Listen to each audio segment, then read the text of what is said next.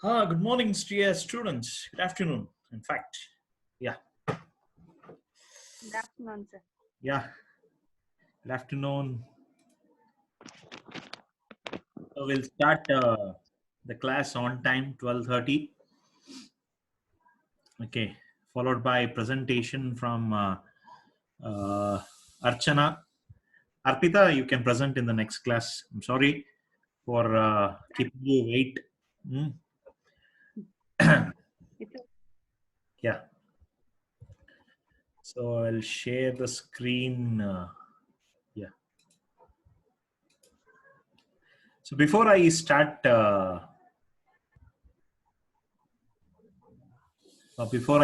my class, I'd like to ask how many of you know about Google Classroom? Does anybody know about Google Classroom? Unmute and talk. Please unmute. Yes, sir, I know. Yeah, somebody was telling. Dipanjali, right? Yeah. Yes, sir. Uh, so I'm having a plan to have a Google Classroom. Okay, so we'll try because it is one of the effective learning mode to interact with the students and teachers. So I have created a class, Google Classroom. Hope you all has Google account and you can certainly join. Somebody wants to. Sir, actually, it doesn't work properly in mobile, actually. Oh, most of you are not using this one, right? Laptop, sir. I don't have a laptop, actually, Uh-huh. with me. That's another problem. Yeah, Yes, but sir. what you can do for grading and all for analysis, assignment grading and all, Google Classroom is quite you know. Yes, sir. We can submit on there only Uh, all the assignments and streams. Mm-hmm. So at least not for regularly, at least 2 days once, 3 days once. And don't you get access to laptop? Uh, your friends, your neighbors, don't they support? You are at Bangalore, right? Or you went to your native place? No, sir. I'm in Bangalore. Oh, then. Actually, yes, sir, I didn't bring in my host. Actually, that's why I didn't bring it. Okay. So that's problem with most of the people. So I'm trying today. Today's class I'm hosting on my mobile. So this is the class that I am hosting on mobile. Let me see. Uh, Mobile and Zoom. I'm using. Let me see how good it is. Yeah. Okay. So if anybody wants to present also, you can present. So just for change today, so I'm presenting today's class using mobile, not on laptop. So I'm presenting. Yeah. Sorry. Yeah. So it is, I think, exactly on time. We will start. Mm, yeah, we'll start today's class. So good afternoon. Last class we discussed about data flooding. So quick review of what we had discussed in the last class. Data flooding is nothing but the data that are being generated, around us. So it is in the zettabytes, lot of data that have been generated. There is International Data Corporation, the company that generally estimates the size. So data being flooded, that means generated rapidly. So we call it as data flooded. So there we have given a lot of sources where we had all these data that are been flooding in, and of course um, a lot of data that are being petabytes generated and stored in petabytes and other bytes. So what is the effect that we get out of this? We'll understand. in the recent year. In 60 seconds, a lot of activities happen and a lot of huge data gets accumulated. And with this, we have two problems, you know, that is storing and analysis. Storing of this data and analysis of this data is the biggest challenge that we have. So storage and analysis of data is the biggest challenge that we are having with us. And of course, in today's class, we are going to address this. So today, data flooding, whatever the data that have been created, flooded. So flooding, how to store it, how to analyze it. So that is the thing. So generally, when you look into data storage and analysis, there are two important things, difficulties, I can say. Difficulty of implementing storage for big data. First one, how to store big data. So much of data that are being generated. And one good thing is these data has lot of insight advantages. But how to handle this? How to store this? How to process this? What is support for data analytics process? So is there any procedure where we can store? Is there any procedure for analyzing this? So that is the biggest component that we have. And of course, when we look at, there is one very simple thing. The problem is very simple. While the storage capacity of hard disks are increasing massively over years. So a couple of years back, it was in GBs, 500 GB, 1 TB. Today, we have 2 terabytes, 3 terabytes, 5 terabytes. Hard disk capacities are increasing over years. And accessing speeds, the rate at which data can be read from the drives have not kept up. So same technology. The capacity is being enhanced, but the rate of reading the data is same. There is no thing, no improvement in the data of reading. So if you have big data to store, of course, the one good solution is we can use lot of computers, lot of hard disk, lot of servers. We can store, somehow maintain, backup, take backup. So all those things we can do. The transfer speed is around 100 Mbps, 100 MB per second. So it takes more than 2.5 hours to read all the data from a disk. So 1 terabyte of data, if you want to read entire analysis, if you want to do, it will take 2.5 hours. So don't you think so much time your customer is going to wait? Absolutely, it is too much of time. This is long time to read all the data on a single drive. Just imagine petabytes of data, terabytes of data, zettabytes of data if they are storing. Reading itself, it is taking so much. Think of writing data. Writing the data into the system is much slower. So this is the first difficulty that we are facing it. This is the first ever difficulty that we are facing it. So difficulty with respect to data read, data write, and data store. Data read, write, and store. So very comprehensively we can think of this problem. And further, so obviously the solution is the way to reduce the reading of data is from multiple disks at once. That's the only solution. So you don't store data as in one drive. You store the data 100 MB in one disk, another 100 MB in another disk, another 100 MB in another disk. Like this, you store all 100 MBs in some 1,000 disks. So ultimately, 1 terabyte of data is stored in all 100 disks. So 1,000 disks. And you start reading all these data at once, start analyzing this data. Of course, within few minutes, it will be get over. You can see there is a technology called RAID, a random array of disks, random array of disks. We call it as a RAID. So, which is very this one and working. So when you store data like this, RAID disks, what happens?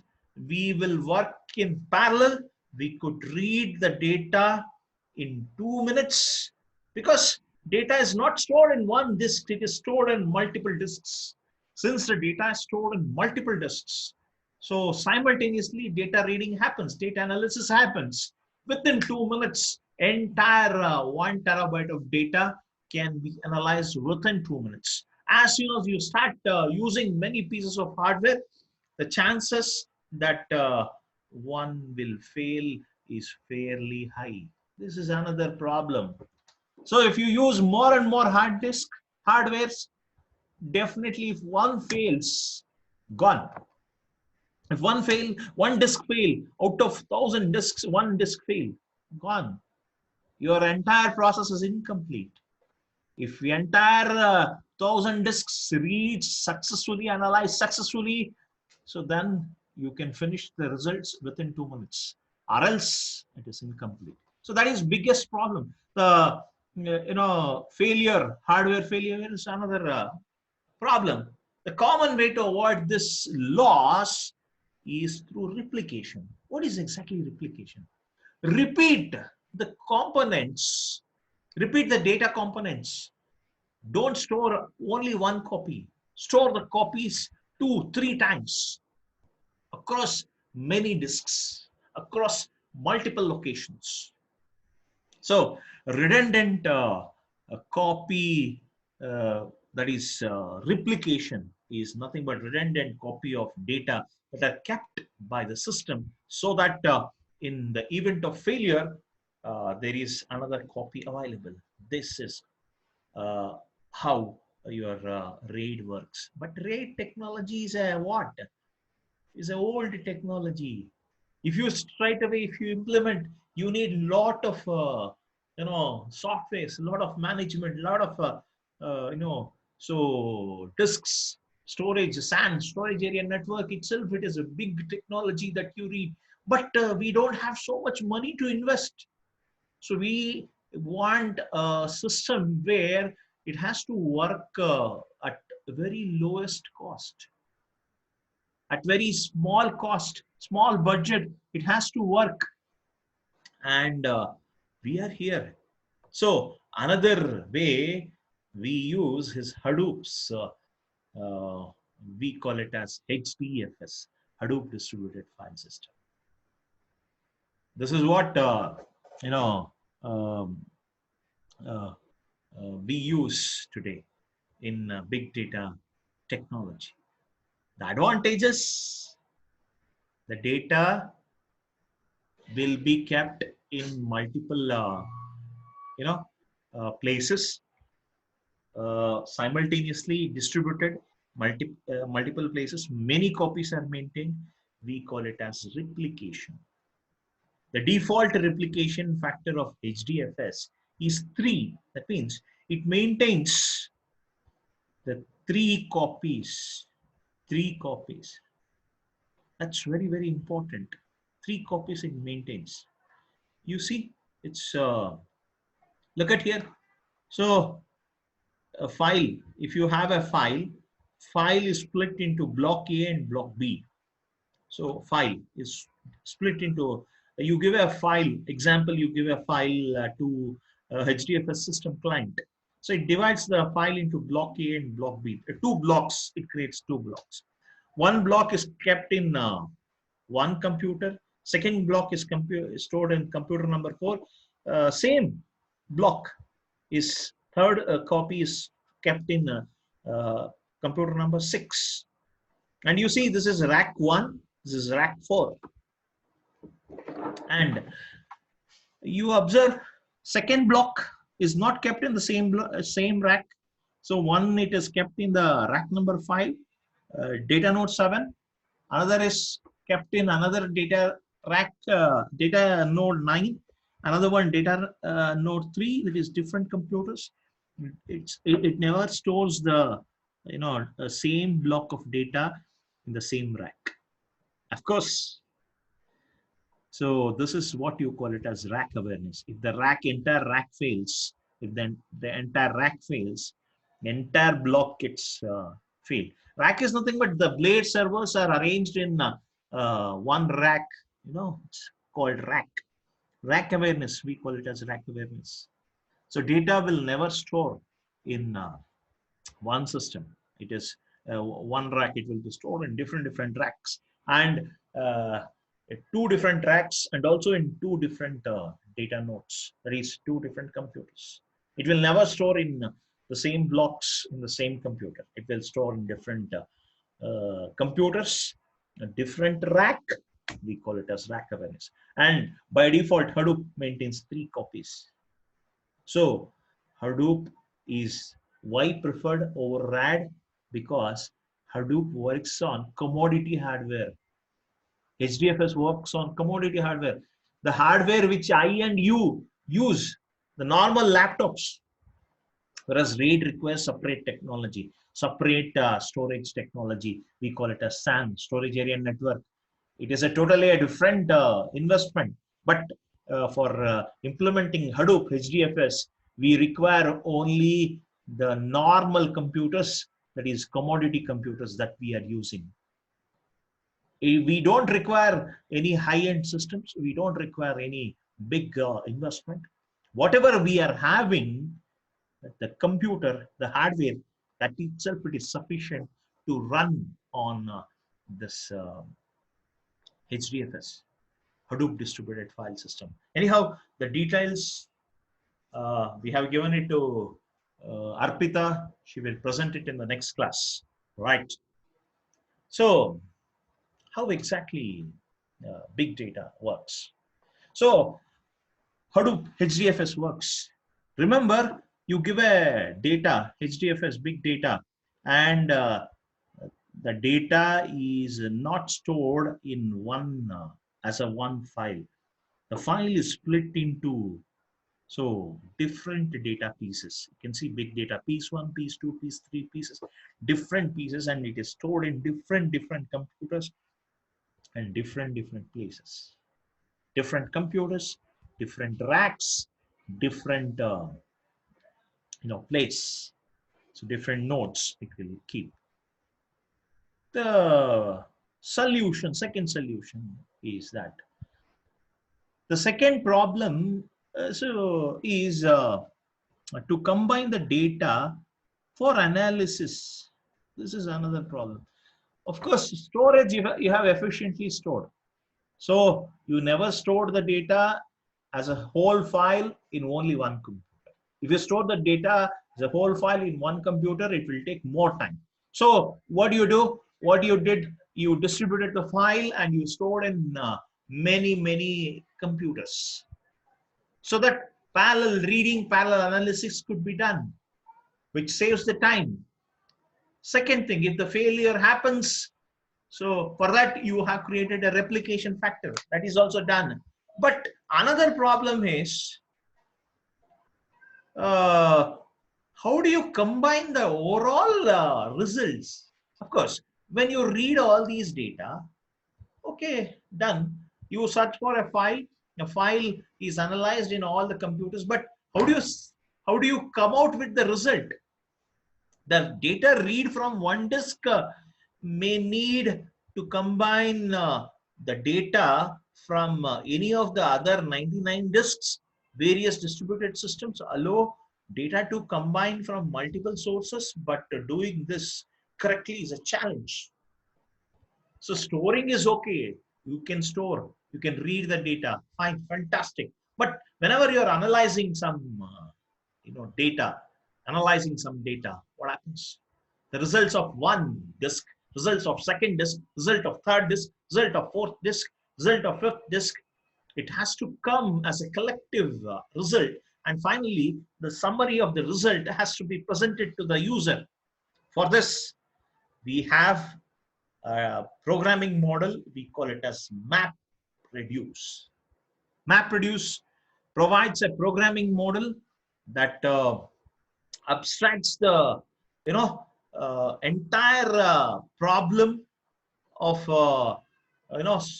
working the entire program in various disks from various disk reads and writes, transform the final result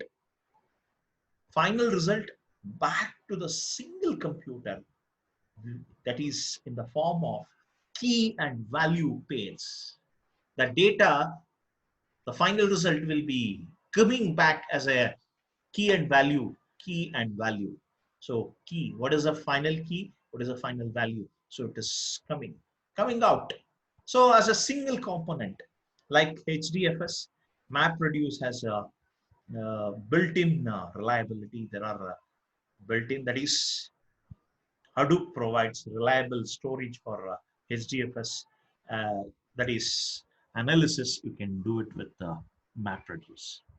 So the results that are generated out of this distributed storage can be efficiently managed, programmed, combined, and finally final result will be given to the user with the help of MapReduce.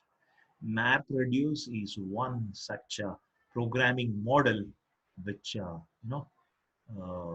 reduces the result from various maps that are running on different computers, and the final result will be given to the user. So analysis is done by MapReduce. Storage is done by your HDFS. HDFS is the technology that is going to store the data efficiently, big data efficiently, across multiple computers, many computers. And the programming model, MapReduce, will analyze parallelly and gets the result at one place by reduce. So here is one small component. You see, your map is working. Map is a program function. You can write MapReduce program using Java. You can write MapReduce program using Python. You can write using R programming language. Any programming language you can write. MapReduce program is having actually only two parts. One is map part, another one is reduce part. Map and reduce. Reduce will get the results from all these mapped computers, and finally combines to form one result, and the output is generated. Look at this diagram. Number of maps are more. Maps depends upon how many parallel computers that you are running, parallel disks that you are running. So for each computer, one map function is running. Map function is running. So this map function will analyze the data, gets the result, and reduce it. It will give it to the next phase. We call it as reducer, and reducer will finally reduce it to one single output of the data. So this is what you call it as map and reduce. This is what we call it as map and reduce of the data. So we have two models. We have two problems. First problem, storage and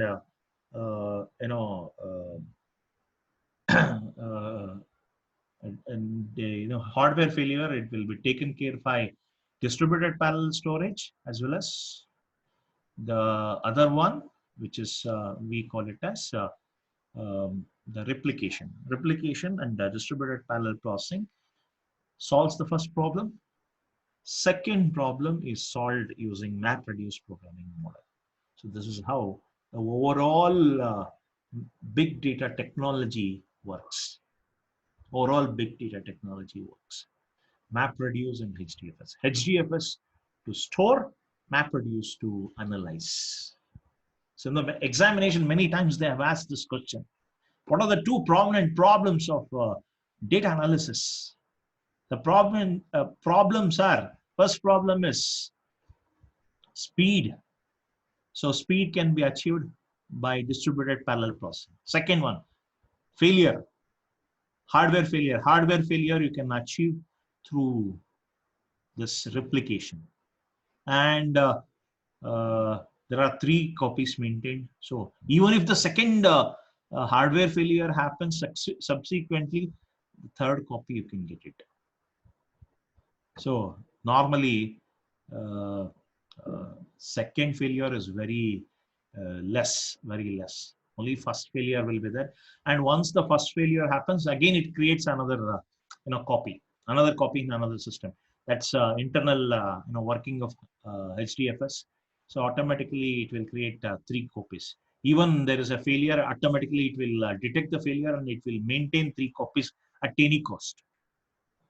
And we will discuss that in the next upcoming sessions, how exactly it works. And remember, there is a map and reduce. Map reduce programming model that will certainly work. So certainly work on different inputs and one single output. In the next class, we will compare this entire Hadoop system with other systems. So that's all for today's class. Today's class recording will be available in this website, and your study material in this website. Now it is over to Archana. Archana, are you listening? Yes, sir. I'll just start Archana's presentation. Archana's presentation is with me, and she will talk from there. I will control. Yeah. Archana, over to you. Sir. Good afternoon, all. First of all, sorry for the inconvenience happened in the last class. Today, I'm going to share my knowledge about cloud applications. First, let us know what is cloud application.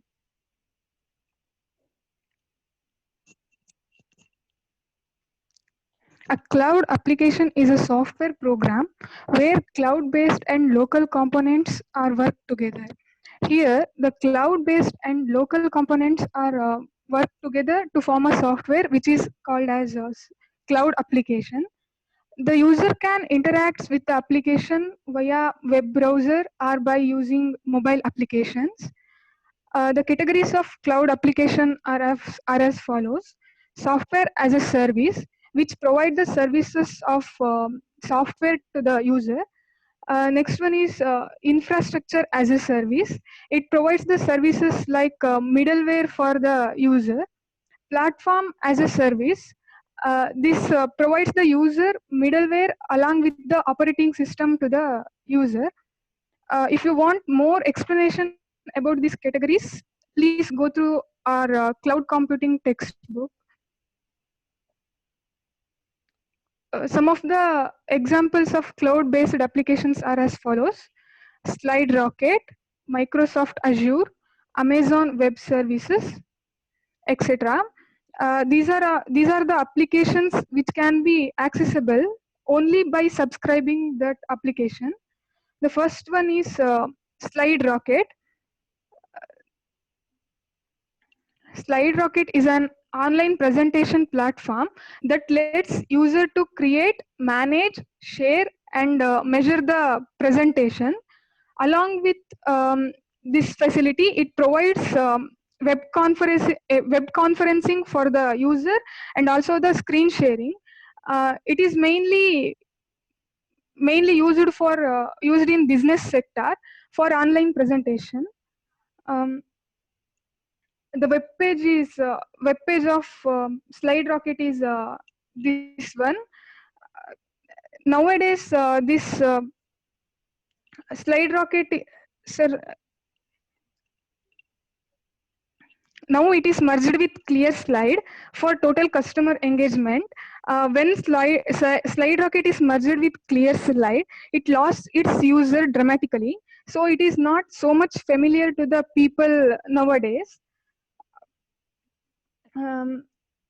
The business employees who has corporate email IDs are only allowed to access this application. So this error will shown to my Google account. The next one is Microsoft Azure. Microsoft Azure is a cloud service created by Microsoft for building, testing, deploying, and managing applications and services. It supports many programming languages such as Python, tools, and frameworks. The frameworks includes both Microsoft specific and third-party software and system. This is how the website can be seen. It will give up to 12 months of free services for their products. By clicking this start free, you can get the access to this product. But after 12 months, you have to pay $13 per month for the usage of the products. Some of the products offered by the Microsoft Azure are these: virtual machines, Windows Virtual Desktop, Azure SQL database, etc. Here, some of them are totally free, and some of them only can be used by paying to it.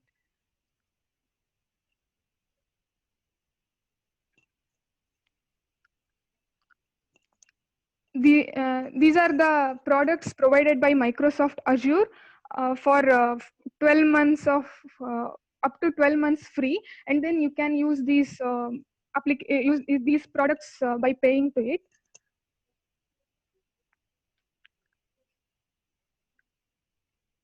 These are the products which can be used free. Products are always free. Sir, next.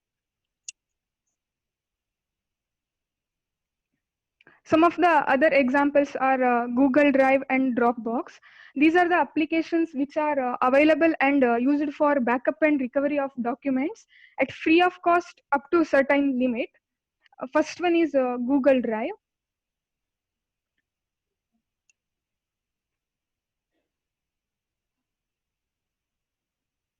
It is a file storage and synchronization service provided by the Google. That is, it allows users to store file on their servers and synchronizes and shares the same file across the device.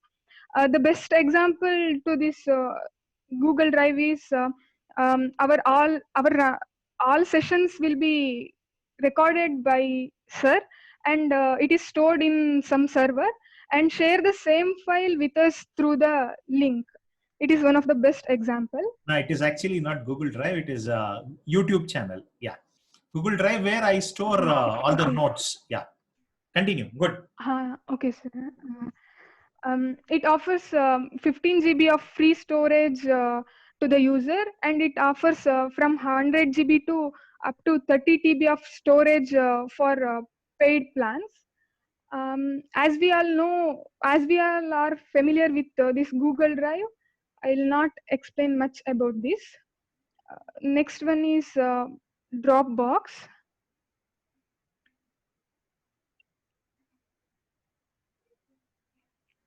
It is a file hosting service which offers file synchronization, personal cloud, and client software. It is similar to the Google Drive.